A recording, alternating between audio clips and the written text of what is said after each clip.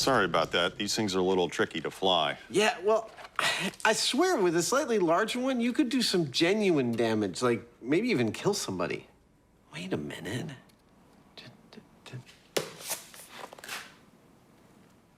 Let's start the show.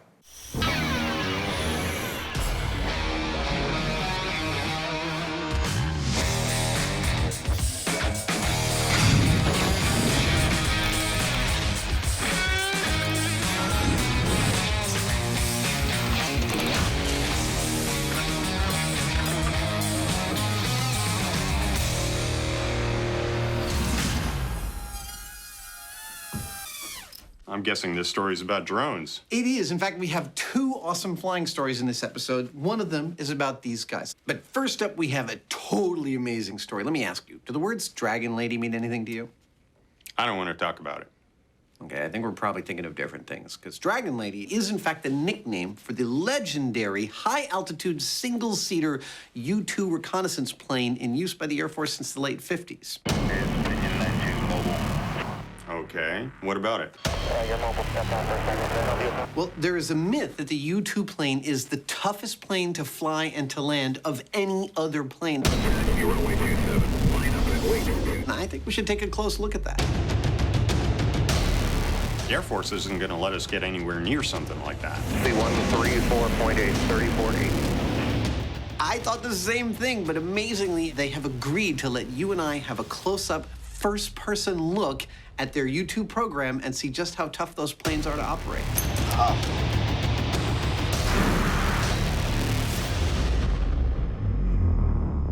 Cool.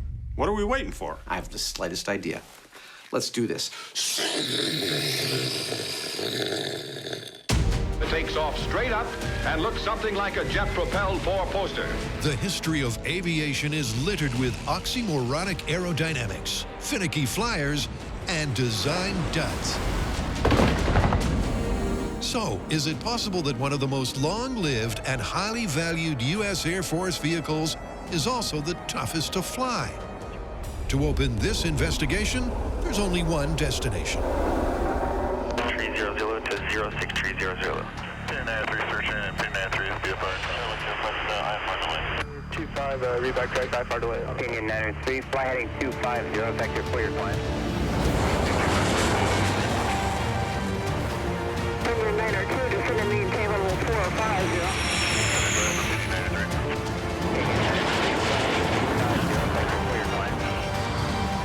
Well, when you've got questions about the U-2 plane, they will get answered here. I'm standing at the home of the U-2 program. This is where the planes are serviced. This is where the pilots train before flying to every corner of the globe to do their jobs. We should totally be able to get to the bottom of this myth here, and we might even get a flight. Adam and Jamie's first stop is the top. A briefing with Base Commander Colonel Lee to find out exactly what the U-2 is tasked to do. The aircraft that we fly are not armed with weapons, but they are armed with knowledge. What that means is eyes and ears on adversaries. This is our mission, to train, deploy, and employ our airmen and assets to deliver globally integrated intelligence, surveillance, and reconnaissance in support of national objectives. It's a big job for a big plane. So, we get to see the plane? Let's go look at a U-2. All right.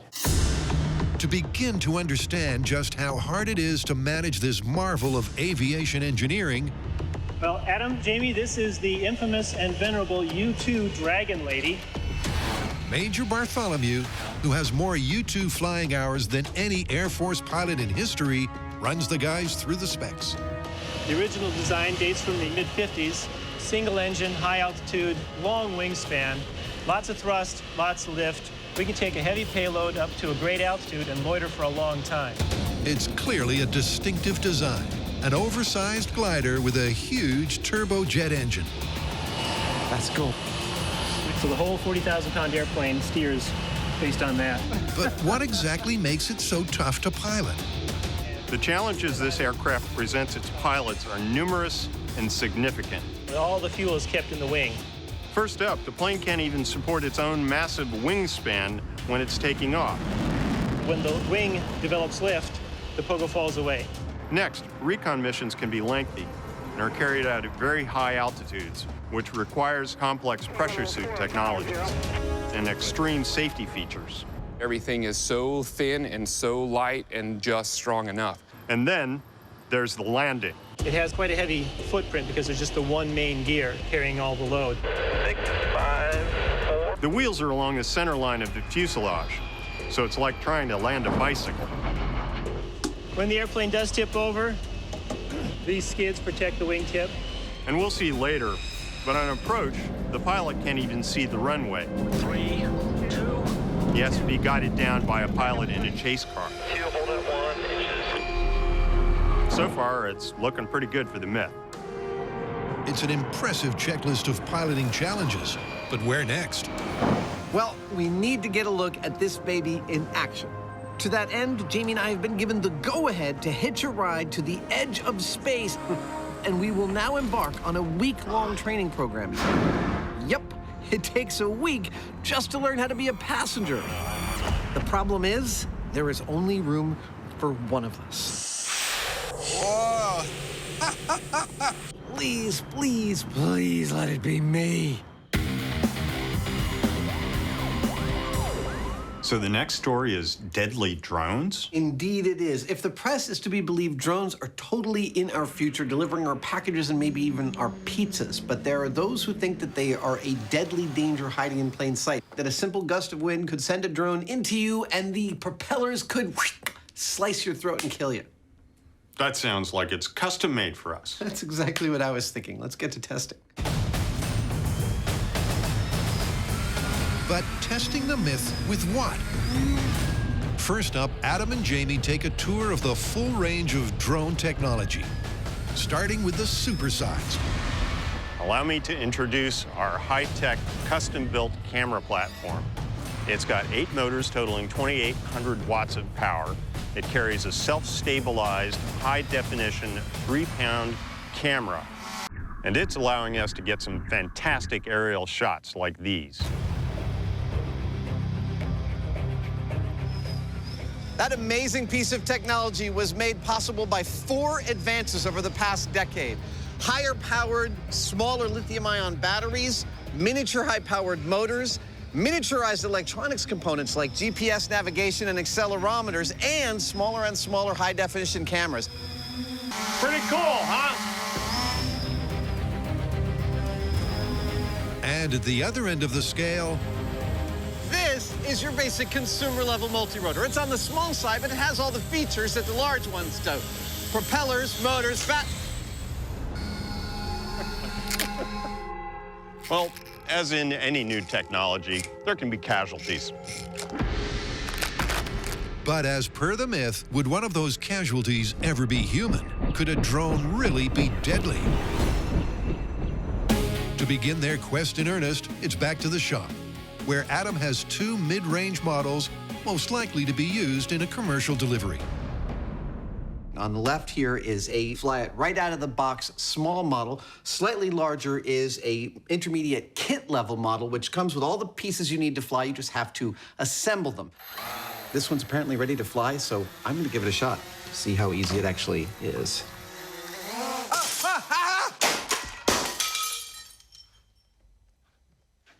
Really easy to fly.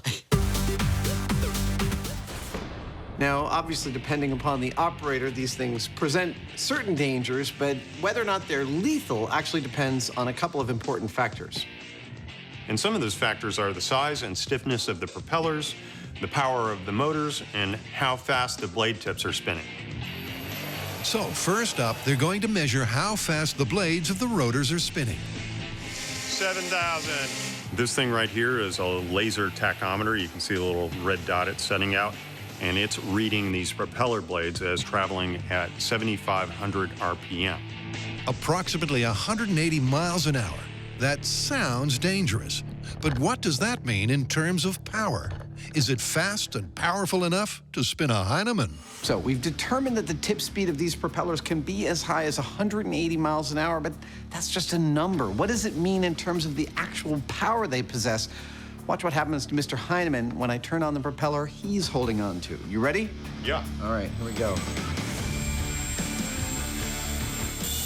That's half power. Well, you know what? You guys are gonna be in deep doo-doo if I barf. You want more power? More power, Scotty. I need more power. Oh, my goodness. You sure this is safe? I'm pretty sure, and I also know that Mr. Heineman doesn't barf, so I feel totally confident. You want more? Sure. Oh, I feel like I'm gonna take off. You look pretty stable. Wow.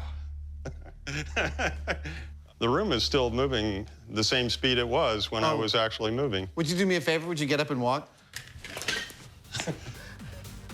Oh, totally normal. Never mind. While the damage done so far is enlightening, a proof of concept is required. Ew, it dripped juice on me. To find out if a multi-rotor propeller could ever cause a flesh wound, Adam and Jamie have a standard-sized blade spinning at flight speed on a stick and a chicken. I think today's lesson is going to be fairly self-explanatory whenever you're ready, sir.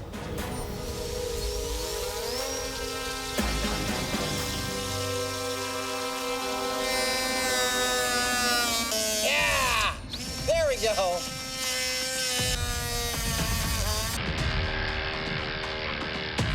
Yeah! Check that out. That right there, my friends, that's an injury. But let's face it, we're not just talking about an injury, we're talking about lethality. Which means we're really talking about this vein right here, the jugular, yeah.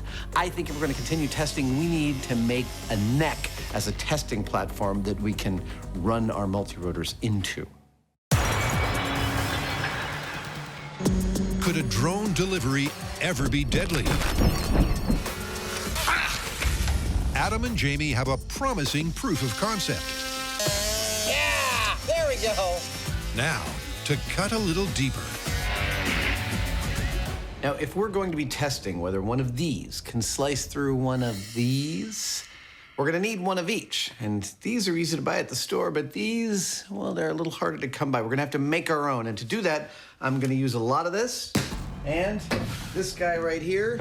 And it's going to spurt blood if it actually gets cut. It's gonna be awesome. Yep, Adam's manufacturing a mortal mannequin that will react accurately to an impact.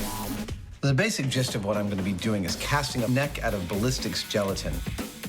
How tall is this neck? Who were these men? With holes in it that I can fill with blood that will be blue for televisual purposes.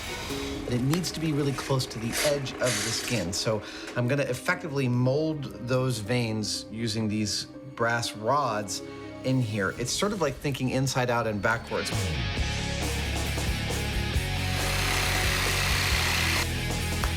With the negative mold of the blood vessels in place, it's time to prepare the fake flesh. As Jamie and I have discovered, this stuff reacts to a bullet similar to human flesh, but to get the tenacity of skin and muscle, we need to add this fiberglass filler to the ballistics gel as we're casting it into my mold. Oh, beauty. Oh, I'm very pleased with how this is going so far, based on nothing. Once set, it's simply a case of easing the fleshy throat free of the mold. Almost. Come on.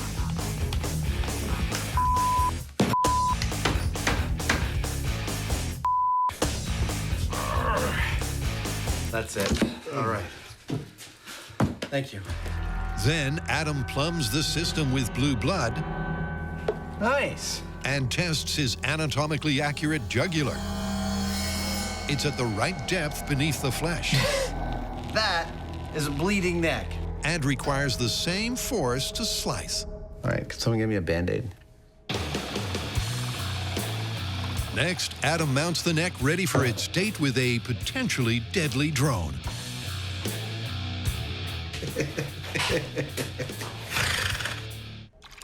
Allow me to introduce you to the analog bursting jugular vein multi-rotor testing neck rig. Yeah, Rolls right off the tongue. It is basically a rig for bleeding when it senses a lethal injury.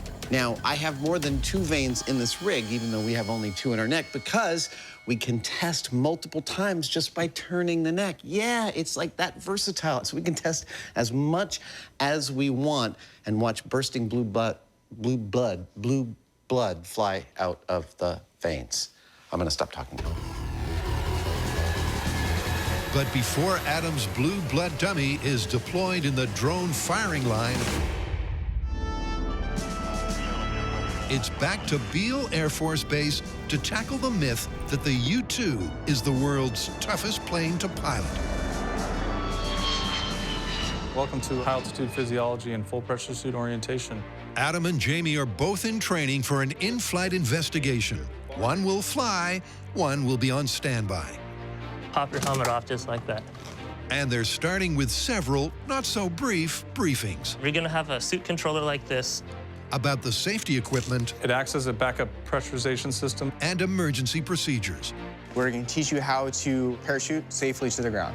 These are no minute-long demonstrations from a flight attendant Primarily, it's to prevent decompression sickness. and a clear indication of the enormity of the endeavor. If you lose cabin pressure, the suit would If inflate. you are unconscious, there are inflators During this inside. time, your visor is going to freeze over. You will not be able to The see. blades up.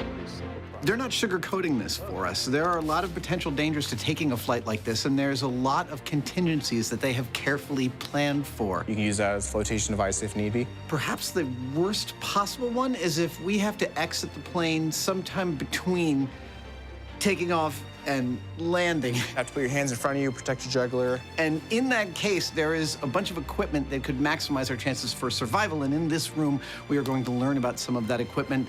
I really, well, I think it's pretty cool stuff, but I hope we never have to touch it. You have steel wire. You're gonna have a small compass, pocket knife. If you have to cut yourself down from something. Now, we're nowhere near getting into one of these planes yet, but already we've got all this stuff that we have to know how to deal with. The good news is you have an ejection seat. The bad news is you actually have to pull your own ejection handle to get out of the aircraft. Even something like peeing seems like it's kind of a complicated ordeal. Push down, lock it to the side, and you can begin your slowed, controlled urination. I don't think that I don't want to be pushing or pulling buttons without really knowing exactly what they do. So it's going to take a little practice. So why all of this complex equipment? Why is the U-2 program the only program besides NASA Absolutely unreal. and the space program that utilizes a full pressure suit? The primary purpose of wearing this full pressure suit is to prevent hypoxia. Well, one is, of course, because it flies higher than any other normal airplane into what they call the space equivalent zone above 50,000 feet. But more primarily is what happens to us when we go to that height. Our bodies have evolved to process oxygen properly from sea level to 10,000 feet. How much is 8 minus 3? 8 minus 3 is 4. When we go above that, we cease being able to functionally take in oxygen. Put up the switches, we will die. Put up the switches.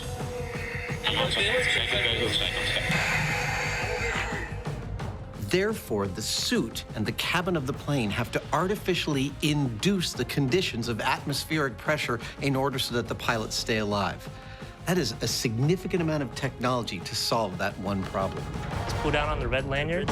It potentially could whack you in the face. It releases a hook on the inside of your harness. After a full day of intense information acquisition, day 3 dawns, and our raw recruits Time to start training. are getting physical. Want to see the coolest part? Aha, look at that. Patch. With a crash course in what to do if the plane crashes. That's 3 weeks of Army Airborne parachute training right there. That's all you do. Land. This is pretty cool. We've just gotten walked through all of the different contingencies that could happen if we have to bail out of the plane at altitude. This is very cool. What happens when the parachute lands, how to land. As soon as you land like so, You're gonna break one of them. something's broken. Fascinating. And most specifically, there we are. I just learned how to actually lower myself if I end up landing in a tree and I'm like hanging above the ground. Oh, Ah, there we go. And then lowering myself safely down to the ground. Lower myself down. Very nice. All of this is stuff that I hope I only ever have to try here in the safety of this room. It's been a long and exhausting day. Bail out, bail out, bail out. And the sheer scale of the task, technology, and expertise required to fly at the edge of space could not be more apparent. It's quite an experience being trained in this fast and furious way. So in order to actuate that, you push the button, and Copy. then it rotates back 45 degrees. These guys are dumping an overwhelming amount of information into our heads. Because the minute you look down is when the seat's gonna fire, and you're probably gonna break your back. They're describing the various fixes and methods. It's a sharp tug, but Copy. if you need to get out of the airplane, you'll find a way. Yeah. What would pretty much be the worst day of my whole life, but it doesn't happen very often. No. At all. Okay. To have to actually implement some of this stuff, to actually have to remember some of it. You pull it, and that will actually come out in your hands. I was like, wow, what if I actually have to do this? In the highly, highly unlikely event that both the primary and the backup fail, you're left with a tertiary manual bailout. That sounds really bad. Yeah, it's a bad day. Questions on that? Piece of cake. Piece of cake? Two words come to mind during all this: complex and terrifying. 3 days of information overload. The ejection seat we have was also used in the first 4 flights of the Space Shuttle Columbia. And the rigors of flying the Dragon Lady are evident. But is it the hardest plane to pilot? To find out, the MythBusters are being prepped to fly to the edge of space. These are like my space jammies. And despite the high spirits, All right, sir, can you hear me? Yep, I kind of feel like dancing. the pressure is on, literally. All right, bring you up on system 2. Jamie and Adam have one final stage of training to be passed as fit to fly. Oh, You doing okay? that's different. In fact, that doesn't feel very good. Ow. Can I bring you back down? I could see somebody feeling like panicking. It's just, that's a lot of stuff to process. They each have a full systems check in the pressure suit, followed by a high-altitude emergency simulation. Right now, Jamie is getting fitted into this high-altitude pressure chamber.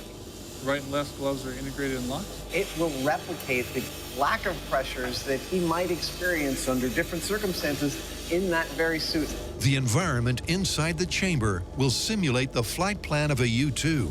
So, Jamie, what we're going to do now is bring the chamber up to 5,000 feet, check the ears and sinuses and make sure they're clearing okay. If the cabin pressure of the U-2 was to fail, How you feeling right now? I feel fine. Jamie needs to prove he can operate the suit and emergency systems. So right now we're just doing a slow ascent up to flight level 400. As they approach cruising altitude, there's a startling reminder of the dangers involved. Oh, there we go. A beaker of water at body temperature begins to boil. If Jamie's suit were to fail, that's what the liquids in his body would do. All right, let's go ahead and try to reach that ejection handle. With that thought in mind, and at maximum altitude, Jamie has a few tasks to complete. Down by your right buttocks there, that's the scramble handle. Pull it up towards your chin just a little bit. That's good. The final being the suit's automated response to a sudden cabin pressure failure. 3, 2, 1. And go ahead and pull that helmet hold down. That was something else. It's kind of scary, actually. 1. There's a lot of force, and when they decompressed rapidly, it's just like, whoa. You're sort of feeling like popcorn. While Jamie clearly didn't enjoy the experience, he did pass muster. Oh, awesome. Cue fanboy Savage. Oh, the gloves. The coolest thing about this is I'm not just wearing a suit. I'm not even wearing a machine. Wow. Oh, man, that's far out. Woo! I'm wearing the apex of decades of tens of thousands of people problem solving how to survive in hostile conditions. And I can feel that technology. Whoa. I can feel how reliable they've made things to touch and to understand with your hands. All of this born by hard experience. Lots of people gave their lives so that this suit could protect these pilots. Are you good to go? I am good to go. Honestly, everything about this kind of astounds me that people do this every single day. Starting climb to 5,000 feet at 5,000 feet per minute. It takes a team of people to put me in this suit correctly. How's your comfort level? Well, I'm fighting up a storm. But more than that, once I was under the simulated depressurizations. Oh, there we go. Wow. Where the suit would inflate, it gets incredibly tiring. Locate the ejection handle in between your legs. Oh, there you go. So your fingers around it. Yeah, there we go. Okay. These guys have to be in incredible shape because I was just sitting in a chair being tested. These guys are actually potentially flying planes under these conditions. 3, 2, 1. Go ahead and pull that green lanyard. Use the mirror. So, our training is done and we are ready to fly. Excellent. Welcome. Welcome, everyone. Remember, we went through all of that just to be passengers on the U-2. Now we got to do two things. One, we got to figure out which one of us is going to fly, me or Jamie. And two, we got to let these professionals figure out the logistics of their flight plan. Just a little bit of waiting. While Adam and Jamie wait for flight clearance, the guys decamp to the perfect location for wind-protected precision flying. We are testing the myth that multirotors can possibly be lethal. So this is our multirotor. This is our multirotor pilot, James Franklin Heineman. And this is our potential victim with veins filled with blue blood, clearly a Vulcan, who we're going to steer this thing right into. You ready to fly? Sure. Okay, here we go. All right. For this first test, we're going to get our little copter up about this high. I wouldn't want this thing flying at me. Sounds like a swarm of angry bees. And then drive it right into the neck of our dummy. And we'll see what happens at that speed with those propellers. Oh! That was a perfect hit. And it was going pretty quick. Oh! It doesn't seem to me that anything at all happened to the neck. Take a look at the high-speed footage of the multirotor hitting the neck. You can see the props bending right out of the way, even in the face of something as soft as neck flesh. Yeah, clearly they were designed to do that. Yep, the fly-it-out-of-the-box quadcopter didn't make a dent. But next up, the kit model. That one's much scarier. More likely to be used for large deliveries, it's heavier, has more power, 6 rotors, and sturdier propellers. Let's see what it can do. Oh. Oop. That's no good. Take 2. It's going right for me. Oh! Oh! Oh! Sorry about that. I'd rather not experiment on each other. The larger model is proving trickier to handle. Aww. But eventually, Jamie gets it going where he wants it. Yeah. Ah! Nice! Well, bigger multirotor, bigger propellers, nice fat hit right here in the vein. Nothing. No penetration. I just say that aside from being amazing pieces of technology, these multirotors are genuinely spooky to be around. One, they sound like a hive of angry bees. Oh. 2, I am genuinely physically afraid of them hitting me, but apparently that fear is without any reason because we've been smacking them into our neck without any injury whatsoever. So where does that leave us? Well, come on, we're the MythBusters. We're gonna sling our camera platform into it. This has 8 rotors, weighs 16 pounds, and the propellers are not made of plastic that bends out of the way. No, they're made of carbon fiber. I'm genuinely scared about what this is going to do to this neck. Scared and hopeful. The myth that one of these can cause a lethal injury is looking suspect. He's totally fine. But the team is dumping the 2 realistic mid-range models and going for broke with the MythBusters' own custom-made camera-carrying behemoth. I thought the other 2 multi-rotors were scary. Cue the team's expert pilot, Duncan, and this myth's final chance for gory glory. I was wrong. That thing is terrifying.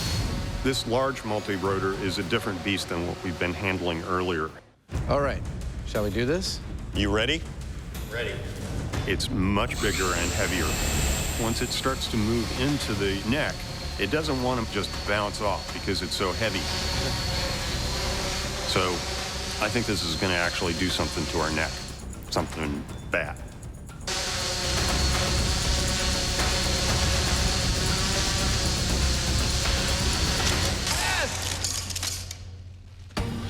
Look at that! It's bleeding. That's bad! Dude! Yes! There you have it, kids. It's all fun and games until someone loses an eye or a vein.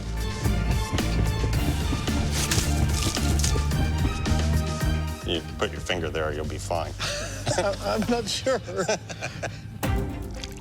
So what have we proven after all this mayhem? I think we've actually proven 2 different things. On one hand, the smaller multi-rotors you can buy at the store are pretty darn safe, and they're designed to be that way. But this is a new hobby, and there are lots of people building larger and larger multi-rotors to handle bigger and bigger payloads. And when those multi-rotors get bigger, the dangers they present are absolutely real. I know we've been looking at a worst-case scenario, but I think we got to call this thing plausible. You agree? I agree. You know, as a general rule, I always try not to put my neck near large, heavy, fast-moving objects with spinning blades on them. I think that's a good general rule. Let's get out of here.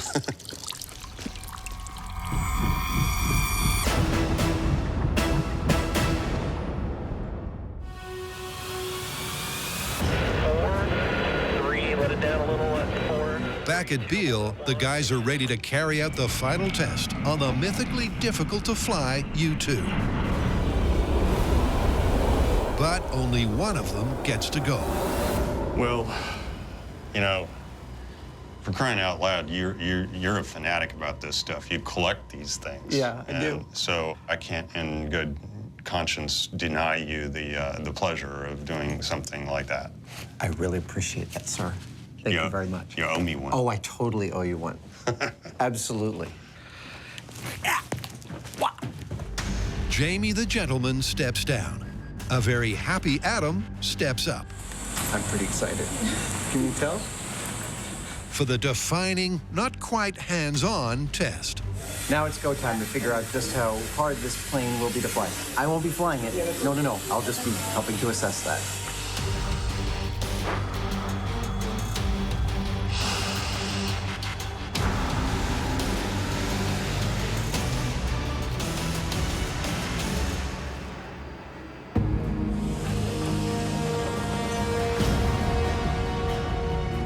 It is an unbelievable day here in Northern California. There is barely a cloud in the sky. It's incredibly clear. It is a perfect day for flying.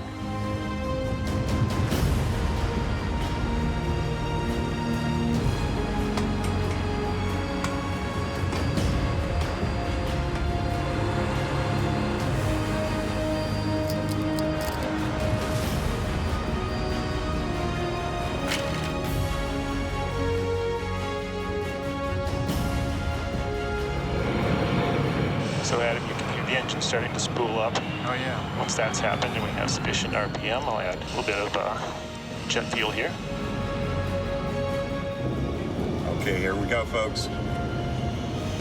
Adam's got to be freaking out about now.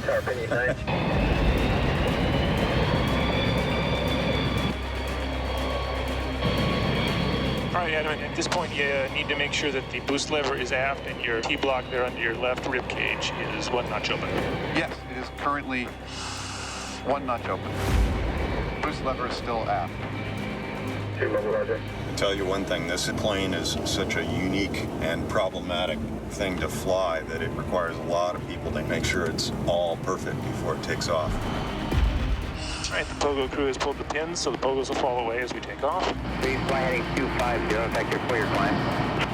All the checklists have been checked. We are just seconds away from taking off. All right, here we go. Brake release, full power. Here we go. Here we go. We are taking off. Oh, man. That is a lot of horsepower. Wow, we're already lifting. That's crazy. Whoa! Wow. Man, that's steep. Wow. We are already lifting.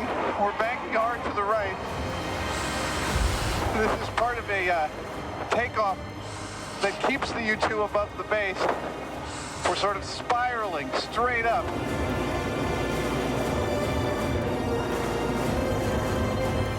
Holy cow! That was so fast!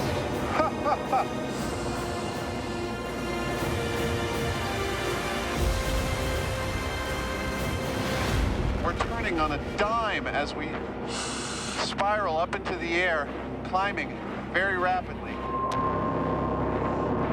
After a tricky takeoff and rapid initial ascent, Oh my God, the view is beautiful. Major Bartholomew and Adam get a chance to sit back and relax. Right now we just passed the top of Mount Everest. Until they attain cruising altitude. We're transitioning now from 160 knot climb to a 0.715 Mach cruise. 3/4 the speed of sound.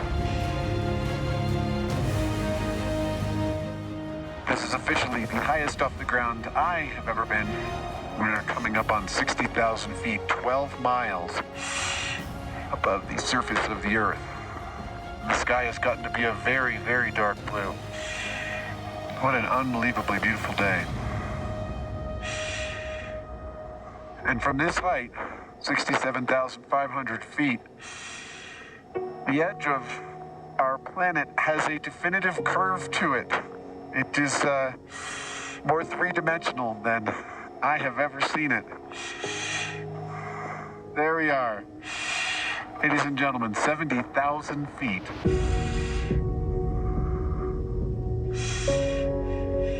At this point, aside from the 6 astronauts on the space station, we are the 2 highest humans off of planet Earth. More than double the height of a standard commercial airliner. Oh, and did I mention I'm wearing a pressurized spacesuit? Yeah! Strapped to a rocket. This is not a bad way to spend your day. Jamie, I totally owe you one. The complex, exhaustive preparations and taxing takeoff seem a world away. Oh, look at that. Wow. That is San Francisco. That's my home. But this is exactly what the U-2 is designed to do. Spend hours up here, looking down, gathering intelligence. The view from a commercial airliner is beautiful. This one is transcendent. It's the maneuvers at either end of proceedings where the pilots earn the big bucks. The challenges in landing this plane are unique, and Adam is about to get a real close look. We'll be back with our landing after this commercial break. Hey, Space Boy, how you doing up there? I'm doing pretty good, Jamie. The view up here is absolutely astonishing. Looking up makes you realize that you've left the bulk of the Earth's atmosphere. That's why it's dark. You're looking down at this fragile mist that surrounds our globe that allows us to breathe.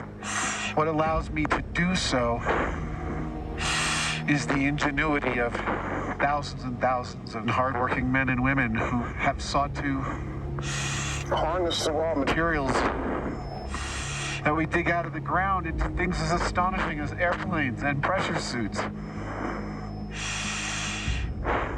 What a privilege.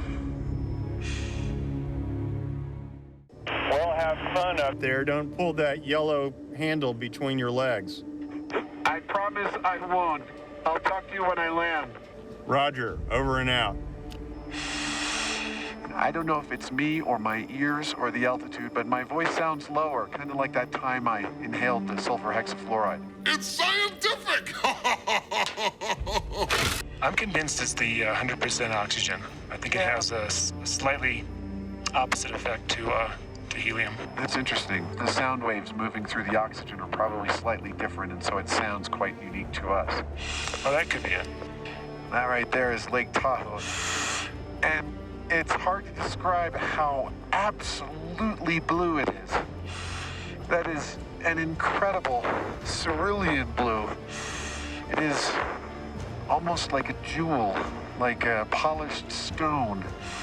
It sort of feels impossible. If you did a painting of it, someone might say, I think you made it a little too blue. And yet, there it is. And it's genuine. I just let out a good burp and a couple of good farts. All this pressurization is moving the gas in my body around with its own logic. So above me, this little string that you can see is a yaw string. And as long as it's straight, according to the plane, you know that you're flying straight forward. If it starts to move to the left or to the right, you know you're slipping through the air somewhat sideways. And that was an invention of the Wright brothers. This plane encompasses the entire history of aviation in one machine. I love the low-tech elegance. Yeah, this is the one instrument on the aircraft that's not going to fail, even with total electrical loss.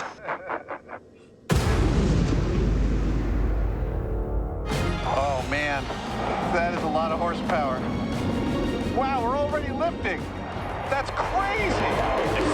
Whoa! Wow! Oh, my God, the view is beautiful.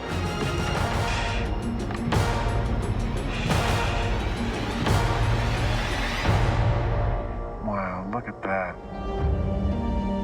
There's no doubt the high-altitude U-2 is a beautiful piece of aviation technology. Caffeinated apple pie. Yeah. But the question yet to be answered is... Oh, that's delicious. Is it the most difficult to fly and land? These guys fly these planes upwards of 12 to 14 hours at a time. Yep, and after such mammoth flight times...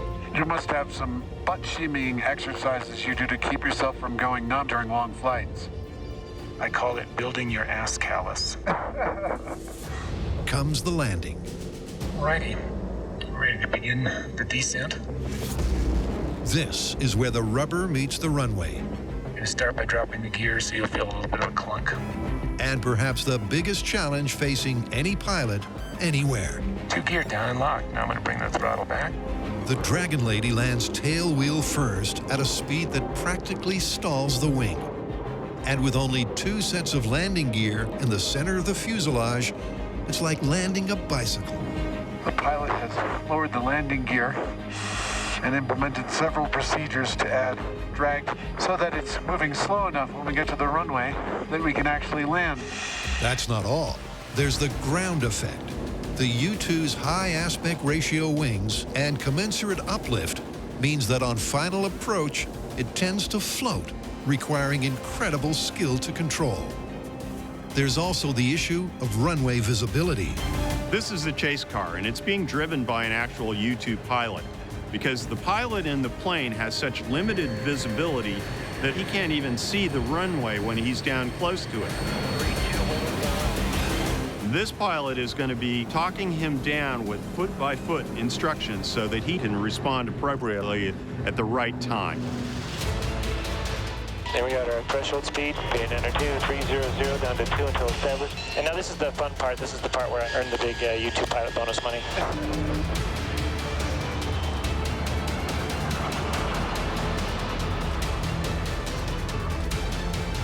All right, so we have one guy rolling out on final ahead of us.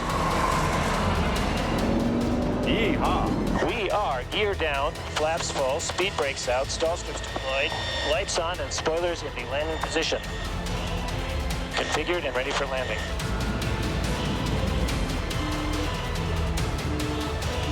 At the T. Look at that.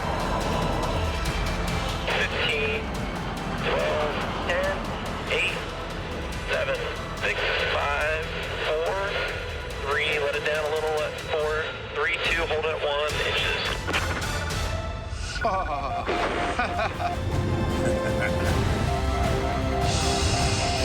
Wow. Very nice. Welcome back, gentlemen. He's required by tradition to say very nice, whether it is or not. Oh, okay. It's been a lot of fun. Thanks, Adam. Now there's our big old reception committee. All right, throttle off. All right, editors, if you could give us a little montage of some of the astonishing things we've gotten to do in the course of doing MythBusters. Welcome back. I'm thinking flying a rocket car across the desert. Watching the rocket sled accelerate to the speed of sound and hit the immovable wall. That was awesome! Sliding down a 200-foot water slide 70 feet through the air into a target.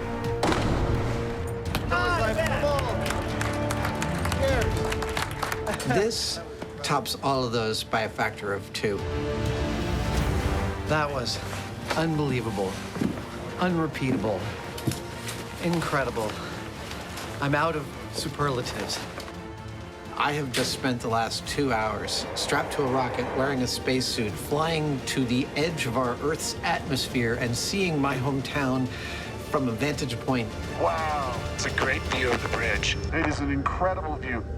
That was completely unique. So Adam, how do you figure we're gonna call this? Because, I mean, this is supposed to be the most difficult plane to fly, but we haven't looked at any other planes. Okay, but we did learn this. It is a completely unique airframe, purpose-built for a completely unique mission. It requires a more numerous flight crew and a more exhaustive set of protocols than any other plane in the military, and it is the only airborne endeavor besides going to space that requires the wearing of a spacesuit. This is not a bad way to spend your day. I think that places it in the plausible category. Okay. All right, I think it also places it in the ultra-cool category. Absolutely. Let's get out of here.